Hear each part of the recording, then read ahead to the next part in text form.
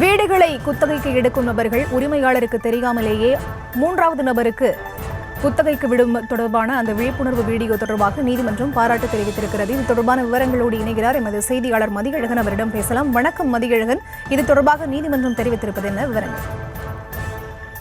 சென்னை முகப்பேரில் உள்ள கனகராஜ் என்பவரின் வீட்டை குத்தகைக்கு எடுத்த ராமலிங்கம் என்பவர் வீட்டின் உரிமையாளருக்கு தெரியாமல் மூன்றாம் நபருக்கு வீட்டை அடமானம் வைத்து மோசடியில் ஈடுபட்டார். இது தொடர்பாக அளித்த புகாரில் நவம்பர் காவல் வழக்கு பதிவு செய்கிறது. இந்த வழக்கில் ஜாமீன் கோரி ராமலிங்கம் தாக்கல் செய்த வழக்கை விசாரித்த சென்னை நீதிமன்றம் இது போன்ற மோசடிகளை தடுத்து எடுக்கப்பட்ட நடவடிக்கைகள் குறித்து அறிக்கையை தாக்கல் செய்ய டிஜிபிக்கு உத்தரவிட்டிருந்தது. இந்த வழக்கில் நீதிபதி ஏடி ஜெகதீஷ் சந்திரா முன்பு விசாரணை கொண்டது. அப்பொழுது காவல்துறை சார்பில் ஆஜரான வழக்கறிஞர் எஸ் சந்தோஷ் டிஜிபி சார்பில் அறிக்கை ஒன்றை தாக்கல் செய்தார்.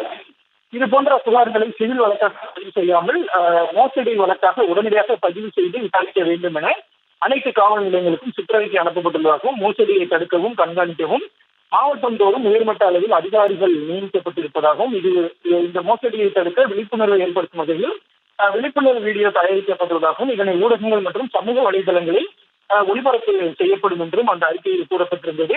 இந்த விழிப்புணர்வு வீடியோவை பார்த்த நீதிபதி உரிய நடவடிக்கை எடுத்த தமிழக டிஜிபி சங்கர் திவால் மற்றும் அரசு தலைமை குற்றவியல் வழக்கறிஞர் ஹசன் முகமது ஜின்னா உள்ளிட்டோருக்கு பாராட்டு தெரிவித்தார். மேலும் இந்த விழிப்புணர்வு வீடியோவை சமூக ஊடகங்கள் மற்றும் தொலைக்காட்சிகளை வெளியிட்டு இது போன்ற மோசடிகளை தடுக்க உரிய நடவடிக்கை எடுக்க வேண்டும் எனவும் அரசுக்கு உத்தரவிட்டார்.